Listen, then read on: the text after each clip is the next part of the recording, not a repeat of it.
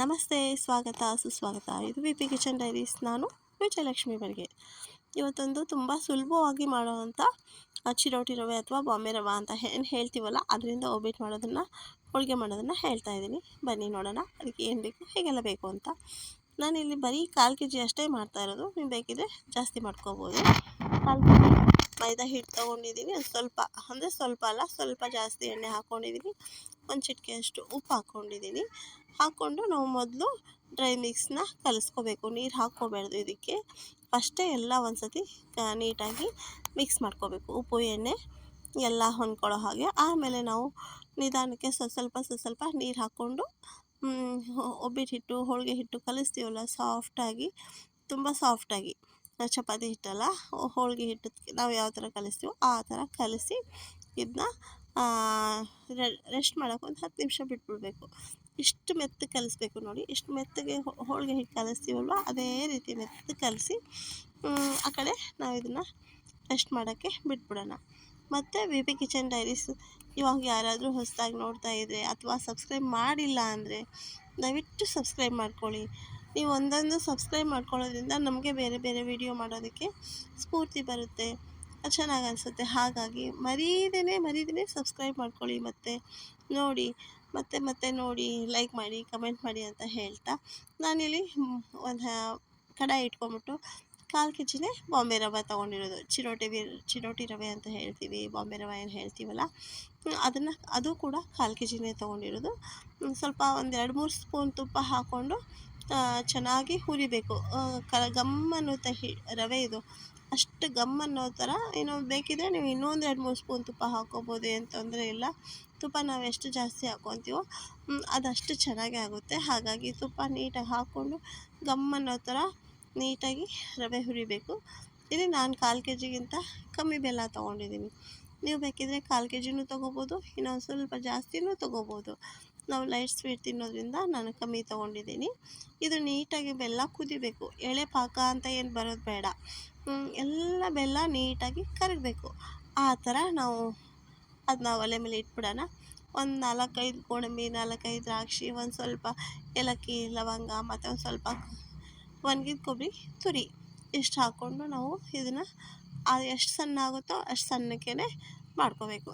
ತರಿಯಾಗಿ ಅಂತ ಏನಿಲ್ಲ, ಅಷ್ಟು ಸಣ್ಣಕ್ಕೆ ಮಾಡಿ ಇಟ್ಕೊಂಬಿಡೋಣ.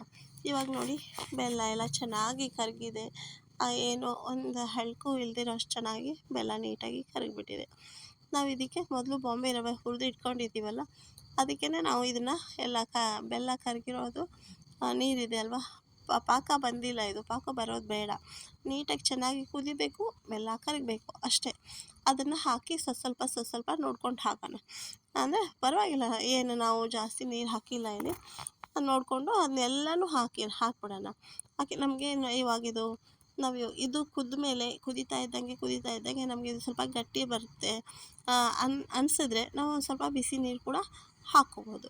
ಮತ್ತು ನಾವಿವಾಗ ಗೋಡಂಬಿ, ಬಾದಾಮಿ ಅದೆಲ್ಲ ಮಿಕ್ಸಿ ಮಾಡಿ ಇಟ್ಕೊಂಡಿದ್ರಲ್ಲ, ಅದು ಕೂಡ ಇದಕ್ಕೆ ಹಾಕಿ ಚೆನ್ನಾಗಿ, ಇದು ಕೂಡ ಅಷ್ಟೇ, ಎಲ್ಲ ಹಾಕಿರೋದ್ರಿಂದ ಗಮ್ ಅನ್ನುತ್ತೆ. ಮತ್ತು ಮುಟ್ಟಿದ್ರೆ ಗೊತ್ತಾಗುತ್ತೆ ಅಲ್ವಾ ಬೆಂದಿದೆ ಬೆಂದಿಲ್ಲ ಅಂತ. ಆದರೆ ಎಲ್ಲ ನೀಟಾಗಿ ಬೇಯೋ ಥರ ನಾವು ಇದನ್ನು ಚೆನ್ನಾಗಿ ಕುದಿಸ್ಕೋಬೇಕು. ನಾನಿಲ್ಲಿ ತಿರುಗಿಸ್ತಾ ಕುದೀತಾ ಬಂದಂಗೆ ನಮಗಿದು ಸ್ವಲ್ಪ ಗಟ್ಟಿ ಅನಿಸಿದ್ರೆ ಹೇಳಿದ್ನಲ್ಲ, ಸ್ವಲ್ಪ ಬಿಸಿ ನೀರು ಹಾಕ್ಕೊಂಡು ನಾವು ಮತ್ತೆ ಕುದಿಸ್ಕೋಬೋದು. ತುಂಬ ಚೆನ್ನಾಗಾಗುತ್ತೆ, ತುಂಬ ಟೇಸ್ಟ್ ಆಗುತ್ತೆ. ನಾವು ಇದನ್ನು ಒಂದು ಚೆನ್ನಾಗಿ ಅಂದರೆ ಇದನ್ನ ಬೇಯಿಸಾದ್ಮೇಲೆ ಸ್ವಲ್ಪ ಗಾಳಿಗೆ ಹಾಕಿ, ಅಂದರೆ ಪೇಪರ್ ಮೇಲೆ ಹರಡಬೇಕು. ಇದನ್ನೆಲ್ಲ ಹೋಳಿಗೆ ಹರಡಿ ಚೆನ್ನಾಗಿ ಇಟ್ಟರೆ ಒಂದು 5-6 ದಿನ ತಿನ್ಬೋದು. ಹಾಗೆಯೇ ಇದನ್ನು ಸ್ವಲ್ಪ ಗಾಳಿಗೆ ಇಡೋದ್ರಿಂದ ಚೆನ್ನಾಗೇ ಇರುತ್ತೆ. ಇವತ್ತು ಮಾಡಿ ಇವತ್ತೇ ತಿನ್ನೋದಕ್ಕಿಂತ ನಾಳೆ ನಾಡಿದ್ದು ಹಂಗೆ ತುಂಬ ಟೇಸ್ಟ್ ಆಗುತ್ತೆ. ಹಾಗಾಗಿ ನೀವು ಕೂಡ ಮಾಡಿಬಿಟ್ಟು ಹೇಗೆ ಬಂತು ಅಂತ ಕಮೆಂಟ್ ಮಾಡಿ. ಮಾಡೋದನ್ನು ಮರೆಯಲ್ಲ ಅಂತ ಹೇಳ್ತಾ, ನೋಡಿ ಇವಾಗ ಇಷ್ಟ ಇದು ಚೆನ್ನಾಗಿ ಕುದಿದಿದೆ. ಕುದ್ಬಿಟ್ಟು ಅದು ರೆಡಿ ಆಯಿತು. ಇವಾಗ ಒಬ್ಬಟ್ಟು ಆರಬೇಕು. ಅದು ಎಲ್ಲ ಚೆನ್ನಾಗಿ ನಾವು ಹೀಗೆ ಉಂಡೆ ಮಾಡಬೇಕು ಅಂದರೆ, ಕೈಯಿಂದ ಮುಟ್ಟಿ ಮಾಡಬೇಕು ಅಂದರೆ ಅದು ಚೆನ್ನಾಗಿ ಆರಿರಬೇಕು ಅಲ್ವ. ಅದು ಆರಿದ್ಮೇಲೆ ನಾವಿವಾಗ ಹಿಟ್ಟು ಎಲ್ಲ ಕಲಸಿ ರೆಸ್ಟ್ ಮಾಡೋಕ್ಕೆ ಇಟ್ಟಿದ್ವಲ್ಲ, ನಮ್ಗೆ ಒಂದು ಒಬ್ಬಟ್ಟಿಗೆ ಇದನ್ನ ಮತ್ತೆ ಒಂದು ಸ್ವಲ್ಪ ಎಣ್ಣೆ ಹಾಕಿ ಎಲ್ಲ ತಿರುಗಿಸ್ಕೋಬೇಕು. ಚೆನ್ನಾಗಿ ತಿರುಗಿಸ್ಕೊಂಡು ನಮಗೆ ಒಂದು ಒಬ್ಬಟ್ಟಿಗೆ ಎಷ್ಟು ಬೇಕೋ ಅಷ್ಟು ಹಿಟ್ಟು ತೊಗೋಬೇಕು. ಅಂದರೆ ಕೆಲವರು ದೊಡ್ಡ ದೊಡ್ಡದು ಮಾಡ್ತಾರೆ, ಕೆಲವರು ಚಿಕ್ಕ ಚಿಕ್ಕದು ಮಾಡ್ತಾರೆ, ಕೆಲವರು ಮೀಡಿಯಮ್ ಸೈಜ್ ಮಾಡ್ತಾರೆ. ಹಾಗಾಗಿ ನಾವು ಯಾವ ಸೈಜಿಗೆ ಮಾಡ್ತೀವೋ ಆ ಸೈಜ್ಗೆ ತಗೊಂಡು ಮಾಡ್ಕೊಳ್ಳಿ. ಎಷ್ಟೋ ಥರ ಕಾಯಿ ಒಬ್ಬಟ್ಟು, ಎಳ್ಳು ಒಬ್ಬಟ್ಟು ಆ ಥರ ಎಲ್ಲ ಎಷ್ಟೋ ತಿಂದಿರ್ತೀವಲ್ಲ, ಹೋಳಿಗೆಗಳ ಆ ಥರ ಎಲ್ಲ ತಿಂದಿರ್ತೀವಲ್ಲ. ಹಾಗಾಗಿ ಇದು ಕೂಡ ಒಂದು ಸತಿ ಮಾಡ್ಕೊಳ್ಳಿ. ಇದು ಹೇಗೆ ಬಂತು ಅಂತ ನಿಮಗೆ ಗೊತ್ತಾಗುತ್ತೆ, ಚೆನ್ನಾಗಾಗುತ್ತೆ. ಆದರೆ ಸ್ವಲ್ಪ ನಾವು ಹಾಕಿರೋದಕ್ಕಿಂತ ನೀವು ಸ್ವಲ್ಪ ಜಾಸ್ತಿ ಸ್ವೀಟ್ ಹಾಕ್ಕೋಬೇಕು. ಇನ್ನೂ ಸ್ವಲ್ಪ ಸ್ವೀಟ್ ಹಾಕ್ಕೊಂಡ್ರೆ ಇನ್ನೂ ಚೆನ್ನಾಗಾಗುತ್ತೆ. ನಾವು ಲೈಟ್ ಸ್ವೀಟ್ ತಿನ್ನೋದ್ರಿಂದ ಕಮ್ಮಿ ಸ್ವೀಟ್ ಹಾಕಿ ಬೆಲ್ಲ ಹಾಕಿದ್ದೀವಿ. ನೀವು ಇನ್ನೂ ಸ್ವಲ್ಪ ಬೆಲ್ಲ ಜಾಸ್ತಿ ಹಾಕ್ಕೊಂಡ್ರೆ ಇನ್ನೂ ತುಂಬ ಚೆನ್ನಾಗಿ ಟೇಸ್ಟ್ ಆಗುತ್ತೆ. ನೋಡಿ ಇವಾಗ ಇದೆಲ್ಲ ಆರಿದೆ, ಕೈಯಲ್ಲಿ ಮುಟ್ಬೋದು. ಹಾಗಾಗಿ ನಮಗೆ ಇಲ್ಲಿ ನೋಡಿ ಕೈಯಲ್ಲಿ ಈ ಥರ ಮಾಡಿದ್ರೆ ದೊಡ್ಡದು ಬೇಕಾ ಚಿಕ್ಕದು ಬೇಕಾ ಆ ಥರ ನಾವು ನೋಡಿಕೊಂಡು ನಾವು ಒಬ್ಬಟ್ಟು ಮಾಡ್ಕೊಳ್ಳೋಣ. ಇವಾಗ ಇಷ್ಟೇ ಇದು ಚೆನ್ನಾಗಿ ಆರಿದೆ, ಅದು ಹಿಟ್ಟು ರೆಡಿ ಇದೆ. ಏನಿಲ್ಲ, ನಾವು ಹೋಳಿಗೆನ ಸ್ವಲ್ಪ ಕೈಗೆ ಎಣ್ಣೆ ಹಚ್ಕೊಂಡು ಹೂರ್ಣದ ಹೋಳಿಗೆ ತುಂಬ್ತೀವಲ್ವ, ಒಳಗಡೆ ಹೂರಣ ಇಟ್ಬಿಟ್ಟು ಅದೇ ಸೇಮ್ ಪ್ರೊಸೀಜರ್ ಅದೇ ಥರ ಮಾಡೋದು. ಇದನ್ನು ಕೂಡ ಹಿಟ್ಟು ತೊಗೊಂಡು ಸ್ವಲ್ಪ ಹೂರಣ ಹಾಕಿ ತುಂಬ್ತೀವಲ್ಲ, ಅದೇ ಥರ ತುಂಬಿ ಬಿಟ್ಟು ತಟ್ಬೋದು, ಲಟ್ಟಿಸ್ಬೋದು. ನಿಮ್ಗೆ ಯಾವ ಥರ ಅನುಕೂಲ ಆಗುತ್ತೋ ಆ ಥರ ಮಾಡಿಕೊಂಡು ತಿಂದ್ಕೊಳ್ಳಿ. ಆಮೇಲೆ ಮಕ್ಳಿಗೂ ಅಷ್ಟೇ, ಎಲ್ರಿಗೂ ಇಷ್ಟ ಆಗುತ್ತೆ ಇದು. ಯಾವಾಗಲೂ ಒಂದೇ ಥರ ಸ್ವೀಟ್ ಅದು ಇದು ತಿನ್ನೋದಕ್ಕಿಂತ ಈ ಥರ ನಾವು ಮನೇಲಿ ಮಾಡಿ ಈ ಥರ ಇದೊಂಥರ ಹೊಸ ಥರ ಅನಿಸುತ್ತೆ. ಎಲ್ಲ ಹಳ್ಳಿಗಳಲ್ಲಿ ಮಾಡ್ತಾರೆ, ಆದರೆ ಉಪ್ಪಿಟ್ಟು ಮಾಡ್ತೀವಲ್ಲ ಆ ರವೆಯಿಂದ ಮಾಡ್ತಾರೆ. ಆ ರವೆಯಿಂದನೂ ಪರವಾಗಿಲ್ಲ ಚೆನ್ನಾಗುತ್ತೆ. ಆದರೆ ಇದು ಚಿರೋಟಿ ರವೆಯಿಂದ ಮಾಡೋದು ಇನ್ನೂ ಚೆನ್ನಾಗಿ ಅನಿಸುತ್ತೆ. ನೀವು ಕೂಡ ಮಾಡಿ ನಿಜವಾಗ್ಲೂ ಚೆನ್ನಾಗಾಗುತ್ತೆ ಅಂತ ಹೇಳ್ತಾ ನೋಡಿ, ಇವಾಗ ಈ ಥರ ಕೈಯಲ್ಲಾದರೂ ತಟ್ಬೋದು, ಲಟ್ಟಣಿಗೆ ಎಲ್ಲಾದರೂ ಮಾಡ್ಕೊಬೋದು. ಆದಷ್ಟು ಸ್ವಲ್ಪ ತೆಳ್ಳಗೆ ಮಾಡಿಕೊಂಡ್ರೆ ಏನೂ ತೊಂದರೆ ಇಲ್ಲ. ಇದರಲ್ಲಿ ಏನೂ ಅದರ ಗೋಡಂಬಿ ಬಾದಾಮಿ ಆ ಥರ ಏನೂ ಕಟ್ ಮಾಡಿ ಫ್ರೈ ಮಾಡಿ ಹಾಕಿರಲ್ಲ ಅಲ್ವಾ. ನೀಟಾಗಿ ಬೇಯಿಸ್ಕೊಂಡಿರೋ ಬಾಂಬೆ ರವೆನೇ ಅಲ್ವಾ, ನಾವು ಎಷ್ಟು ತೆಳ್ಳಗಾದರೂ ಮಾಡ್ಕೊಬೋದು. ಹಾಗಂತ ತುಂಬ ತೆಳ್ಳಗಾದರೂ ಚೆನ್ನಾಗಾಗಲ್ಲ, ಹಾಗಂತ ತುಂಬ ದಪ್ಪ ಆದರೂ ಚೆನ್ನಾಗಾಗಲ್ಲ. ಒಂದು ಮೀಡಿಯಮ್ ಸೈಜ್ ನಿಮ್ಗೆ ಯಾವ ಸೈಜ್ ಬೇಕೋ ನೋಡಿಕೊಂಡು ಆ ಸೈಜ್ಗೆ ಮಾಡಿ. ಇಷ್ಟೇ ಇದಕ್ಕೆ ನಾವು ಬೇಕಿದ್ರೆ ಎಣ್ಣೆ ಹಾಕ್ಬೋದು, ತುಪ್ಪ ಹಾಕ್ಬೋದು ಮೇಲೆ. ನಮಗೇನೂ ಬೇಡಪ್ಪ, ನಾವು ಹಾಗೆ ಬೇಯಿಸ್ತೀವಿ, ಏನೇನು ಬೇಡ ತುಪ್ಪನೂ ಬೇಡ ಅಂದರೆ ಹಾಗೂ ಬೇಯಿಸ್ಕೊಬೋದು. ನಿಮ್ಗೆ ಹೇಗೆ ಅನುಕೂಲ ಆಗುತ್ತೋ ಹಾಗೆ ಮಾಡಿಕೊಂಡು ತಿನ್ನಿ ಅಂತ ಹೇಳ್ತಾ, ತುಂಬ ಚೆನ್ನಾಗಾಗುತ್ತೆ. ಮರೀದೇನೆ ನೀವು ಕೂಡ ಮಾಡ್ಕೊಳ್ಳಿ ಅಂತ ಹೇಳ್ತಾ ಮತ್ತೆ ಹೇಳ್ತಾ ಇದ್ದೀನಿ, ಯಾರೂ ಸಬ್ಸ್ಕ್ರೈಬ್ ಮಾಡಿಲ್ಲ ಅವರು ಸಬ್ಸ್ಕ್ರೈಬ್ ಮಾಡ್ಕೊಳ್ಳಿ ಅಂತ ಹೇಳೋಕ್ಕೆ ಇಷ್ಟಪಡ್ತೀನಿ. ಮರೀದೇನೆ ಸಬ್ಸ್ಕ್ರೈಬ್ ಮಾಡ್ಕೊಳ್ಳಿ. ಮತ್ತು ಈ ಒಬ್ಬಟ್ಟು ಈ ಹೋಳಿಗೆ ನೀವು ಕೂಡ ಮಾಡಿ ಹೇಗೆ ಬಂತು ಅಂತ ಕಮೆಂಟ್ ಮಾಡಿ. ಇಷ್ಟೊತ್ತರೆಗೂ ಸಹನೆ ತಾಳ್ಮೆಯಿಂದ ನಿಮ್ಮ ಅತ್ಯಮೂಲ್ಯವಾದಂಥ ಟೈಮ್ ಕೊಟ್ಟು ಈ ವಿಡಿಯೋ ನೋಡಿದ್ದಕ್ಕೆ ತುಂಬ ತುಂಬ ತುಂಬ ಧನ್ಯವಾದ. ಎಲ್ಲರೂ ಅಷ್ಟೇ, ಒಂದೊಂದು ವೀಡಿಯೋ ನೋಡ್ತೀವಿ ಅಂದರೂ ಅದಕ್ಕೋಸ್ಕರ ಒಂದು 5 ನಿಮಿಷ 10 ನಿಮಿಷ ಟೈಮ್ ಕೊಡಲೇಬೇಕು. ಸುಮ್ಮನೆ ಅಂತೂ ಆಗಲ್ಲ ಅಲ್ವಾ.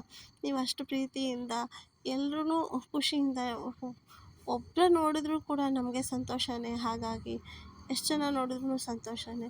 ನೀವು ಕೂಡ ಮರೀದೇನೆ ನೋಡಿ ಮಾಡಿ ಅಂತ ಹೇಳ್ತಾ ಮತ್ತೆ ನಾನು ಹೇಳ್ತಾ ಇದ್ದೀನಿ. ನಿಮಗೆ ತುಂಬ ತುಂಬ ಧನ್ಯವಾದಗಳನ್ನ ಹೇಳೋದಕ್ಕೆ ಇಷ್ಟಪಡ್ತೀನಿ. ನೋಡಿ ಇವಾಗ ಒಂದೊಂದು ಒಬ್ಬಟ್ಟು ಕೂಡ ಉಬ್ಬಿ ಬರುತ್ತೆ. ತುಂಬ ತೆಳ್ಳಗಾದರೆ ಉಬ್ಬಲ್ಲ, ಸ್ವಲ್ಪ ದಪ್ಪ ಆದರೆ ಉಬ್ಬುತ್ತೆ. ಹಾಗಾಗಿ ನೋಡಿ ಇಷ್ಟೇ ಮಾಡೋದು, ತುಂಬ ಈಸಿ ಅನಿಸಲ್ವೇನ್ರಿ ನಿಮಗೆ. ಹೂರಣನ ಒಳಗಡೆ ಇಟ್ಬಿಟ್ಟು ತುಂಬಿ ಇದನ್ನು ತಟ್ಬೋದು ಅಥವಾ ಲಟ್ಟಿಸ್ಬೋದು. ಆ ಥರ ಮಾಡಿಕೊಂಡು ಮಕ್ಕಳಿಗೆ ದೊಡ್ಡವ್ರಿಗೆ ಎಲ್ರಿಗೂ ಬಿಸಿ ಇದ್ದಾಗಲೂ ಸರಿ, ಆರಿದ್ಮೇಲೂ ಸರಿ, ಮೇಲ್ಗಡೆ ಒಂದು ಸ್ವಲ್ಪ ತುಪ್ಪ ಹಾಕ್ಕೊಂಡು ತಿಂತಾಯಿದ್ರೆ ಇನ್ನೊಂದು ಬೇಕು ಮತ್ತೊಂದು ಬೇಕು ಅಂತ ಕೇಳಿ ತಿಂತಾರೆ. ಯಾರಿಗೂ ಇಷ್ಟ ಆಗಲ್ಲ ಅಂತ ಇಲ್ಲ. ಎಲ್ಲರೂ ಇಷ್ಟ ಆಗುತ್ತೆ, ಎಲ್ಲರೂ ಇಷ್ಟಪಡ್ತಾರೆ. ನೀವು ನಿಜವಾಗ್ಲೂ ಮಾಡ್ಕೊಂಡು ನೋಡಿ ಎಷ್ಟು ಚೆನ್ನಾಗಾಗುತ್ತೆ ಅಂತ ನಿಮಗೆ ಗೊತ್ತಾಗುತ್ತೆ. ಹಾಗಾಗಿ ಈ ಥರ ಒಬ್ಬಟ್ಟು ನೀವು ಮಾಡ್ತೀರಾ ಅನ್ಕೊತೀನಿ. ನಾನು ಕೂಡ ಇದೇ ಥರ ಹೂರ್ಣದ ಹೋಳ್ಗೆ, ಆಮೇಲೆ ಎಳ್ಳು ಹೋಳ್ಗೆ, ಶೇಂಗಾ ಹೋಳ್ಗೆ, ಎಷ್ಟು ಥರ ಹೋಳಿಗೆಗಳನ್ನ ಮಾಡ್ಬೋದು. ಇದು ಒಂಥರ ಡಿಫ್ರೆಂಟ್ ಆಗಿರುತ್ತೆ. ಇದನ್ನು ಆದಷ್ಟು ಹಳ್ಳಿಗಳ ಸೈಡೆಲ್ಲ ಉಪ್ಪಿಟ್ಟು ರವೆ ಇರಲ್ವ, ಉಪ್ಪಿಟ್ಟು ರವೆಯಲ್ಲೇ ಮಾಡ್ತಾರೆ. ನಾನು ಇದನ್ನು ಉಪ್ಪಿಟ್ಟು ರವೆ ನಂಗೆ ಯಾಕೋ ಬೇಡ, ಈ ಥರ ಮಾಡಿ ನೋಡೋಣ ಅನ್ನಿಸ್ತು. ಹಾಗಾಗಿ ಚಿರೋಟಿ ರವೆ ಅಥವಾ ಬಾಂಬೆ ರವೆ ಏನು ಹೇಳ್ತಾರೆ ಅಲ್ವ, ಆ ರವೆಯಲ್ಲಿ ಮಾಡಿರೋದು. ಇದು ಕೂಡ ತುಂಬ ಚೆನ್ನಾಗಾಗಿದೆ. ಅದಕ್ಕಿಂತ ಉಪ್ಪಿಟ್ಟು ರವೆಯಿಂದ ಮಾಡೋದಕ್ಕಿಂತ ಇದು ತುಂಬ ಚೆನ್ನಾಗಿ ಬಂದಿದೆ. ಹಾಗಾಗಿ ನಾನು ಈ ರವೆ ತೊಗೊಂಡು ಇದನ್ನೊಂಥರ ಮಾಡಿ ನೋಡೋಣ ಅಂದ್ಕೊಂಡು ಮಾಡಿರೋದು. ನಮಸ್ತೆ.